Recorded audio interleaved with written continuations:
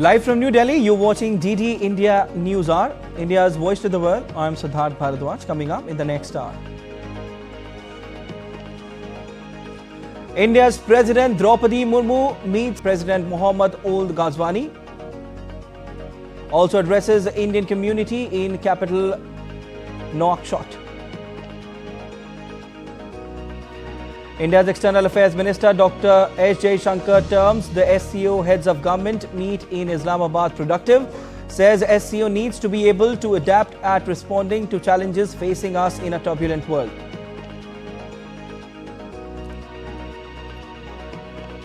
Canadian media slams Trudeau over row with India, hits out for allowing extremism against New Delhi to influence Canada's foreign policy without providing credible evidence. And Ukrainian President Volodymyr Zelensky unveils a new victory plan aimed at ending the conflict, presents to the Ukrainian parliament.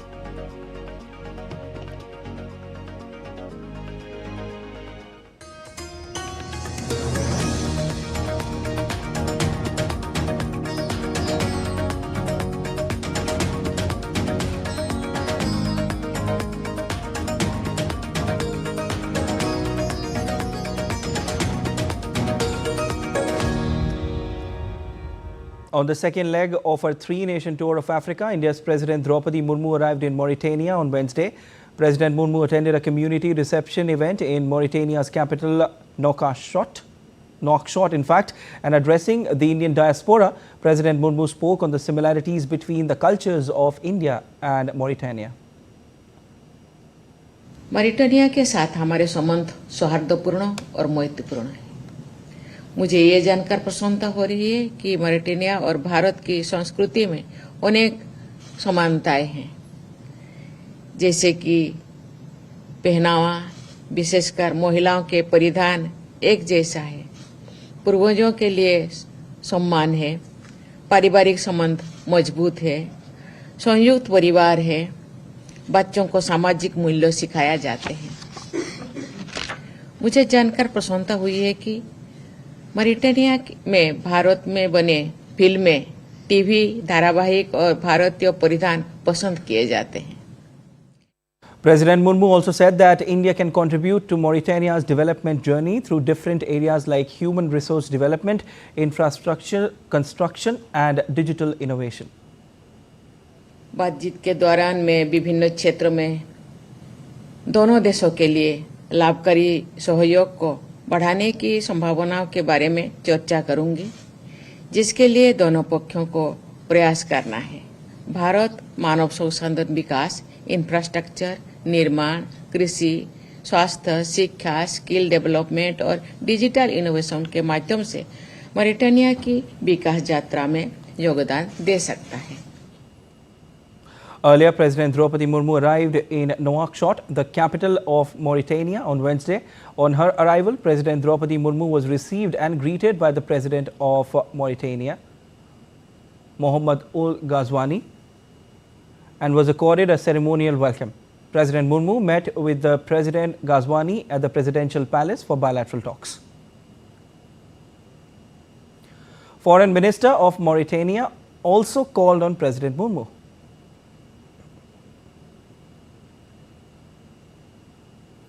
India's External Affairs Minister Dr. S. Jaishankar said that terrorism, extremism and separatism are three evils which must be combated for honest conversation, trust, good neighborliness. Delivering India's national statement at SCO meeting in Islamabad in Pakistan, Jaishankar called for recognizing territorial integrity and sovereignty. Besides, India's foreign minister also listed 8 key takeaways from Indian perspective from the outcome document signed at SCO in Islamabad. Here's more. India's External Affairs Minister Dr. S. Jaishankar on Wednesday called terrorism, extremism and separatism as three evils which need to be combated for good neighborliness. Delivering India's national statement at the SCO Council of Heads of Government meeting in Islamabad, Pakistan, Jaishankar spoke on a number of issues, including the need for reform at the UNSC. India's External Affairs Minister said that the SCO's primary goal of combating terrorism, separatism and extremism is even more crucial in current times.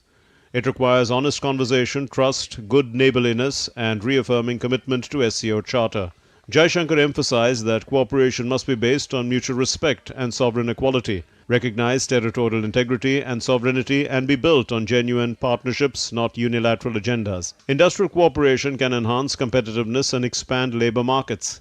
India's External Affairs Minister said that Indian initiatives and endeavors like DPI, Women-Led Development, ISA, CDRI, Mission Life, GBA, Yoga, Millets, International Big Cat Alliance, etc. hold strong relevance for the SCO. The SCO should lead, advocating that global institutions need to keep pace through reformed multilateralism to make UNSC more representative, inclusive, transparent, efficient, effective, democratic and accountable. Besides, India made a positive and constructive contribution to the deliberations at SCO Council of Heads of Government in Islamabad, where 8 outcome documents were signed. The 8 key takeaways from the Indian perspective are: developing a dialogue on the idea of one Earth, one family, one future, outcomes of India's initiatives like SCO Startup Forum, Special Working Group, and Startups and Innovation and Traditional Medicine, welcomed by SCO members. DPI and digital inclusion becoming part of SCO cooperation framework. SCO taking inspiration from Mission Life and achieving UN SDGs. Enhancing global food security and nutrition through promoting use of climate-resilient and nutritious grains such as millets. Upholding fair and balanced connectivity projects in accordance with international law, the goals and principles of the UN Charter and SCO Charter. Re-emphasizing rules-based, non-discriminatory, open, fair, inclusive and transparent multilateral trading system with WTO at its core. Opposing protectionist actions, unilateral sanctions and trade restrictions that undermine the multilateral trading system and impede global sustainable development. Earlier, India's External Affairs Minister took a morning walk with the team from the High Commission of India in Pakistan and planted an Arjun sapling at High Commission in Pakistan under Ek Ped Maa Ke Naam campaign. Fuzail Ahmed's report for DD India. The curtain raiser for the 7th session of the International Solar Alliance Assembly was hosted in capital New Delhi on Wednesday. Leaders from 120 member countries to attend the 7th session of the International Solar Alliance Assembly in New Delhi from November 3rd to 6th. DD India correspondent Tapas Bhattacharya with more inputs. India will host the 7th session of the International Solar Alliance Assembly, a key moment in the global drive force towards a solar-powered future. From November 3rd to 6th, leaders from 120 countries, partner organizations and the private sector will convene at Bharat Mandapam in New Delhi to chart a course towards a sustainable solar-powered future. Leaders from across the world will convert during the forthcoming 7th Assembly of ISA to promote the widespread adoption of the solar power. India's Minister of New and Renewable Energy, Prahlad Joshi, highlighted ISA's evolution into a global platform and commended their remarkable progress in adopting solar energy. I take this opportunity to call upon ISA members, signatories and prospective countries to unite on the threefold agenda at the upcoming Assembly. 1. Empowering the member countries to adopt the solar energy as the energy source of choice. Make energy access universal by supporting the solar entrepreneurs to scale up the local solutions. Mobilize the finance to speed up the solar deployment. This year's assembly will bring together ministers, missions and key stakeholders to discuss how solar energy can improve energy access, boost security and accelerate the energy transition, especially in regions with limited power. We believe that we harmonize and aggregate the demand for solar finance, for solar technologies, and therefore create the demand for research and development. We also enable the capacity that is needed in various countries to adopt solar energy. We have aggregated projects which we are preparing and enabling for about 9.5 gigawatts. With India and France leading the way, the Assembly will focus on strategies to increase solar deployment across the world. It's time to unlock the power of the sun, shaping a brighter tomorrow for everyone. Tapas Bhattacharya's report for DD India. Niti Aayog is all set to host the two-day second International Methanol Seminar and Expo 2024 from Thursday in New Delhi. Niti Aayog member Dr. V.K. Saraswat addressed a curtain-raiser press briefing on the upcoming seminar. In the briefing, Saraswat highlighted the importance of using methanol as a better alternative to conventional fuels. सबसे अच्छी बात है कि methanol जो है climate के control के लिए बहुत अच्छा है। क्यों अच्छा है? मैंने जैसे बताया, अगर कंपेयर टू डीजल, अगर मैं डीजल की एक गाड़ी चलाता हूँ और M100 की गाड़ी चलाता हूँ, तो आप सोचिए आपको कम से कम नहीं तो 50% reduction in emissions, and particularly वो एमिशन जो कि हमारे लिए डेट्रीमेंटल है। जैसे दिल्ली शहर में हम सोचते हैं पार्टिकुलेट मैटर हमको बहुत ज़्यादा इफेक्ट करता है। No particulate matter, no sulphur, no NOx, केवल कार्बन मोनोऑक्साइड, कार्बन डाइऑक्साइड मिलेगा। Union Cabinet chaired by Prime Minister Narendra Modi on Wednesday approved an additional installment of dearness allowance to central government employees and dearness relief to pensioners, representing an increase of 3% over the existing rate of 50% of the basic pay pension to compensate against price rise. Cabinet ने DA और pensioners के लिए DNS relief इसको 3% बढ़ाया है और total 9,448 crore annually 9,448 crore annually हमारे central government के एम्प्लॉयज़ के पे चेक में ऐड होगा। India's Minister of Commerce and Industry Piyush Goel addressed the valedictory session at the First Indian Foundation for Quality Management on Wednesday.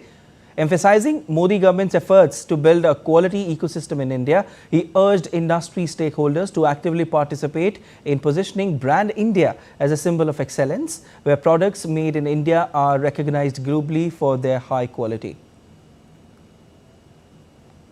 Until 2014, in India, we had only 14 quality control orders, only 14, covering about 106 products. In the last 10 years, we have expanded to 174 quality control orders, covering today's 732 products.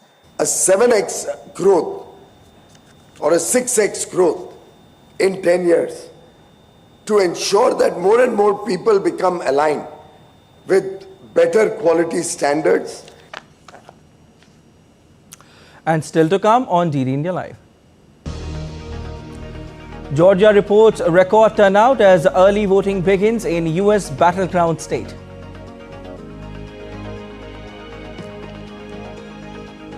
And 5-pack signed between Bharat 6G Alliance and various partners during 8th edition of India Mobile Congress in New Delhi.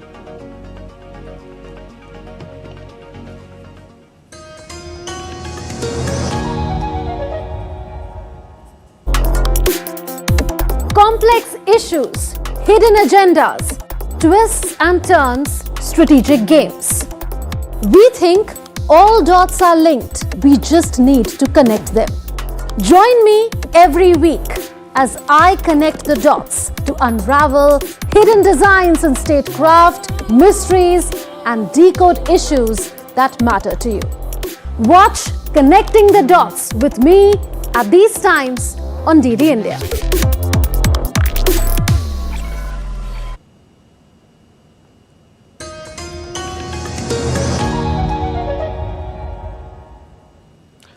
You're watching DD India Live. I'm Siddharth Bharadwaj. And early voting has started in US presidential elections. Former President Donald Trump versus Vice President Kamala Harris is in a tight race. The campaigning is in full swing for both candidates. Final polling is scheduled on 5th of November. DD India's Amrit Pal Singh sends us this report. With just weeks left for November 5th, the day Americans vote to elect their new president, election campaigning here in the United States has reached a feverish pitch, with both candidates, Kamala Harris and Donald Trump, crisscrossing the country in a last-minute bid to woo the voter, often trading barbs, making personal attacks, making tall promises, in Kamala Harris's case, doling out last-minute sops to woo the voter. I'm here right now at the famed Golden Gate Bridge of San Francisco. I took a stroll across this bridge to interact with the Americans, to read their mind, to understand what they think, what matters most to them as they prepare to vote on that Super Tuesday. And this is what they had to say. I think there's a few issues that really matter, but at the top of my mind is like the Democrats' response to Israel-Gaza. I think the ongoing humanitarian crisis has really soured my perspective of the Democrats, unfortunately. And I think that's difficult to imagine that like a Trump term would be worse given just like how much of a crisis the Middle East is in right now. There's a greater issue in reproductive rights when it comes to the two electees. I was talking about how there is a big polarizing factor between red states and blue states, and in Florida right now there's a very difficult time in getting abortions. It doesn't matter how old you are and what your circumstances if you don't get it within. With inflation skyrocketing and the cost of living crisis worsening in the United States, according to the latest Pew research, 81% of the Americans say that inflation and economy will be a key factor in deciding their vote. The economy, expenses, the border. What about the economy? Everything's too expensive. Okay. It's going up. Bidenomics is not working. I think to have education is a right. And it should not be a privilege. I mean, there are people that could be in my place right now that would probably do a lot more, but they can't afford it, so yeah. The biggest issue really just has to do with the economy. One thing we've been seeing a lot in the markets recently is just food prices going up, but wages not matching that. So I think making sure wages are affordable for everybody, people can afford their food, people can sustain their families. I think that's a big issue that factors into my voting choices. One of the more explosive issues in this election season has been the issue of immigration, one of Donald Trump's key favorites. He continues to vilify immigrants in his rallies and debates, calling them rapists and murderers, while Kamala Harris has taken a more nuanced position, calling for a border security bill. Well, for me, it's our national security. I think especially in this era, the U.S. needs to take national security in a different degree than it has in the past 20 or 30 years. I want a party that has a clear and cogent path forward with our border in Mexico, as well as our whole immigration policy. I think there's tons of people, really talented people trying to get here legally, and I think if we were able to capture some of those people, it would be incredibly powerful for us. So anyone who's thinking strategically about our immigration advantage would be huge. So you heard the Americans. Come November 5th, and we'll get to know what the Americans decide for themselves. But one thing is certain, this election is important for both candidates. On the one hand, Kamala Harris has set her sights on becoming the first female president of the United States. On the other hand, Donald Trump is attempting a feat only once achieved in US history, regaining White House after losing it. With cameraman Sanjay Jaina, this is Amritpal Singh for DD India in San Francisco.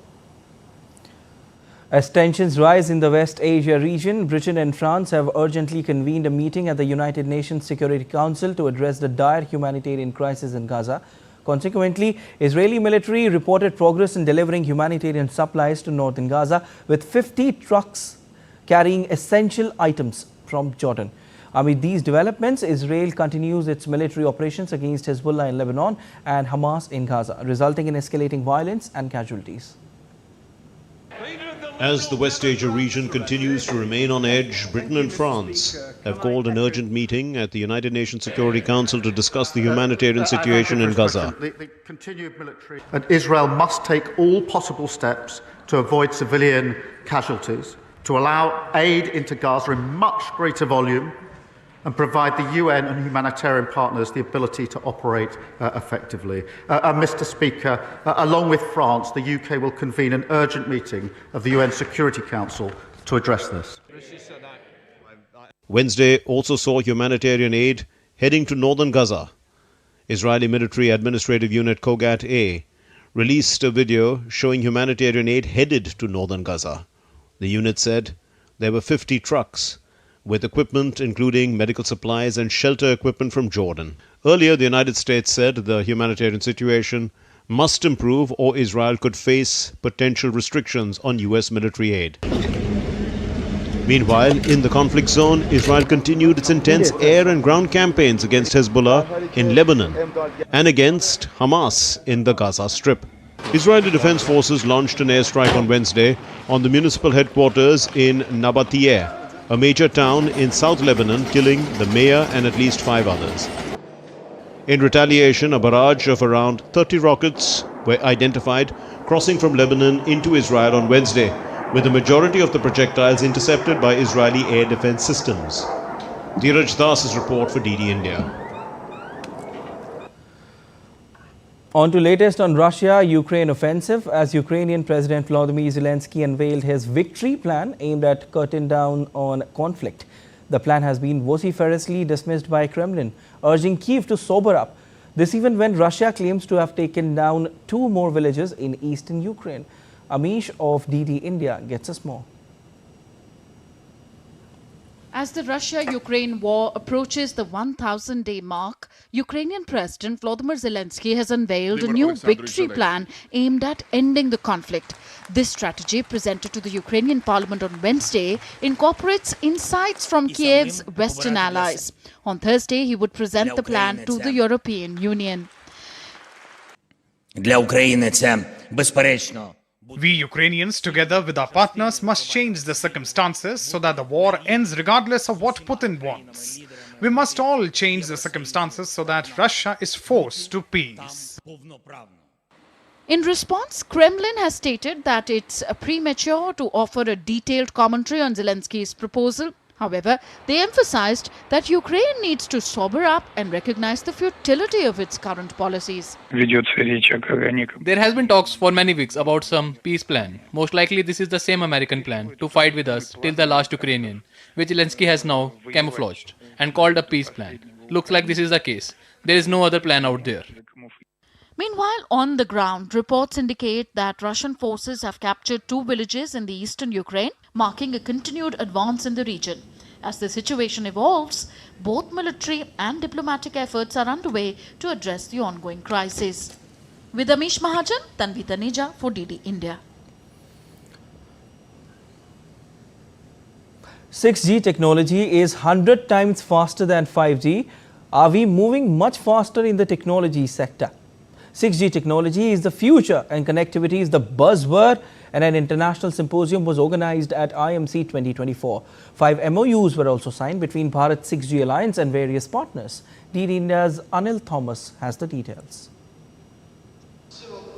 Technology, media and telecommunication industry leaders from across the world converged in the India Mobile Congress to deliberate on the global 6G programs. The respective national strategies for 6G and focus areas will be discussed at length in the event. We followed the world in follow. We march with the world in 5G.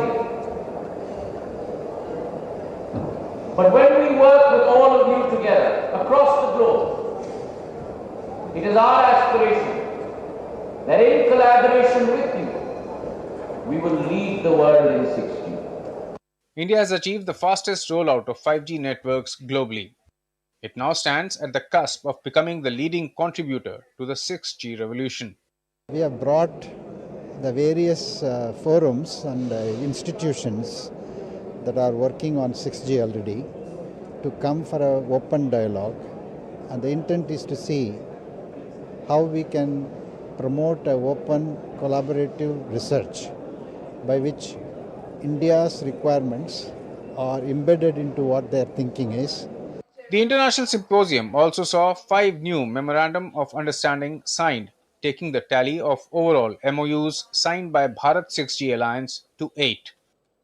It's a very good step to have signed this MOU with the Bharat 6G Alliance, because it shows that we all work jointly towards the same objectives. To achieve global standards, to achieve affordability, availability, ubiquitous connectivity, and also simplicity. We have different liaisons with other organizations, and the Bharat 6G Alliance is the newest partner, and we are very much looking forward and try to shape industrial 6G and future together with Bharat 6G. New cutting-edge research, key architectural principles and emerging technologies that will shape the 6G landscape in India and the world found a reference at the symposium. Energy consumption is a big element of mobile networks, and we want to make with our use cases and application, we want to make the network, we want to make the planet more sustainable, but we have to get down with the level of energy that we are consuming. The future promises to be seamless and will surely empower people at large with the advent of 6G. The technology also has the potential to bridge the urban-rural gap effectively. Anil Thomas report for DD India. And you're watching DD India Live. Time now for sport. Indian shooter Akhil Cheuran bagged India's second medal at the ongoing ISSF Shooting World Cup Finals 2024 in New Delhi on Wednesday. Cheuran won bronze medal in the 50-meter rifle 3-position men's final. A seasoned pro now with ISSF medals at every level, Akhil had only the World Cup final missing from the bouquet, and he did it in style at Dr. Karni Singh shooting range, orchestrating a now familiar comeback in the final standing position from mid-table to bring cheer to the home fans. That's all for this edition of DD India News Hour, but let us know your thoughts on the news of the day. For those on the go, you can get all the latest news and updates from India and across the world on DD India mobile app. The app is available on both Android and iOS platforms, and you can scan the QR code on the screen to download now. We'll be back with more news as it breaks here on DD India. I'm Siddharth Bharadwaj from all of us here in Delhi. Thanks for watching DD India News Hour.